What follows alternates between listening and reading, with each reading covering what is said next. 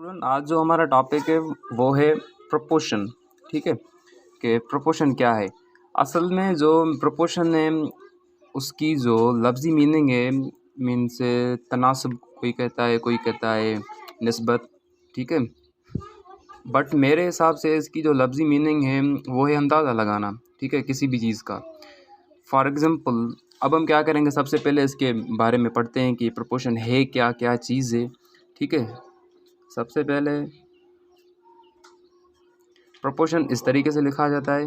ठीक है, ये जो इसके दरमियान में बी और सी है, इसको हम कहते हैं मीन प्रोपोर्शन।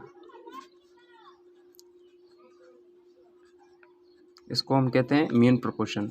और जो दूसरे हैं, मीन्स ए और डी हैं, इसको हम कहते हैं एक्सट्रीम प्रोपोर्शन। सही है।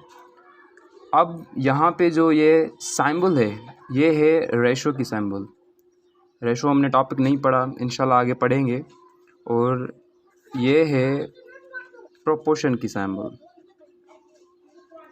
सही है।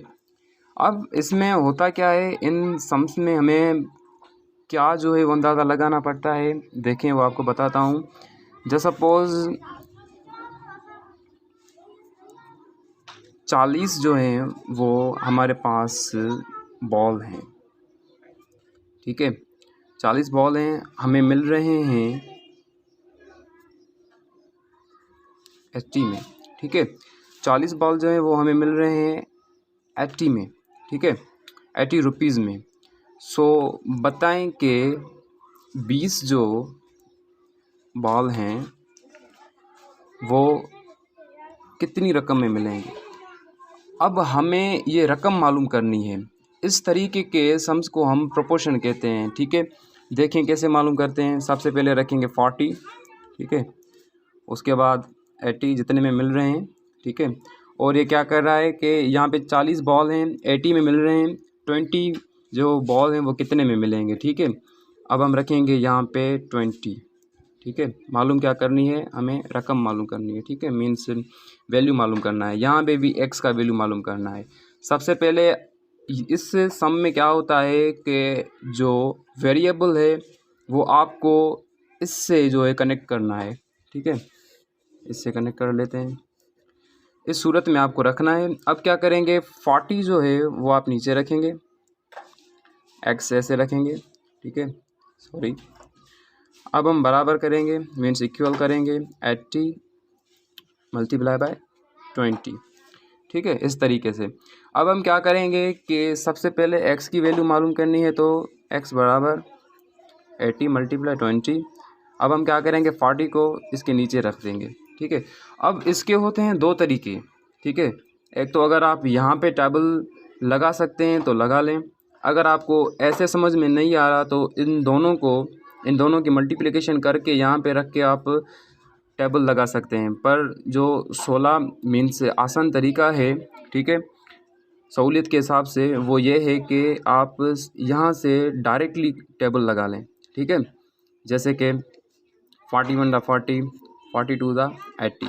ठीक है, सो अगर हम 2 को 20 से मीन्स मल्टीप्लिकेशन करें इनकी, तो कितना आंसर आएगा, 40।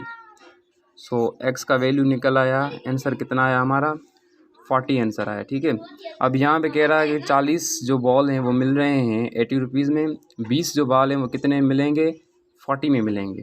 ठीक है, 40 रुपीज़ में। इस तरीके से हम जो प्रोपोर्शन के सम्स हैं वो कर सकते हैं।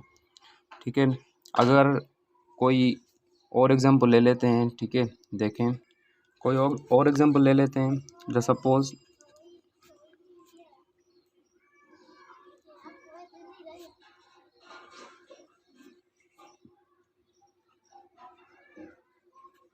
ठीक है, इस तरीके से।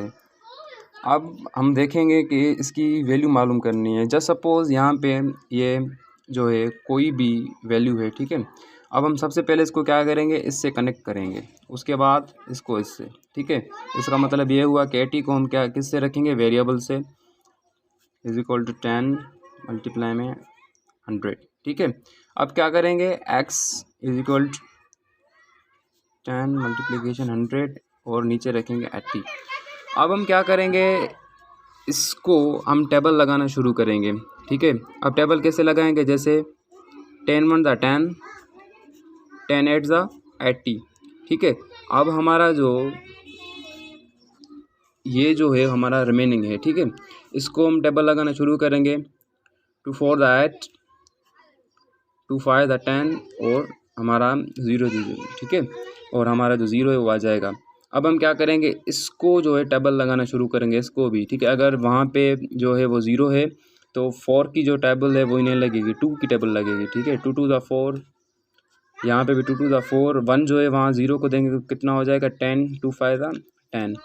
सो 25 एंड 2 हमारा जो है वो यहाँ पे आंसर है।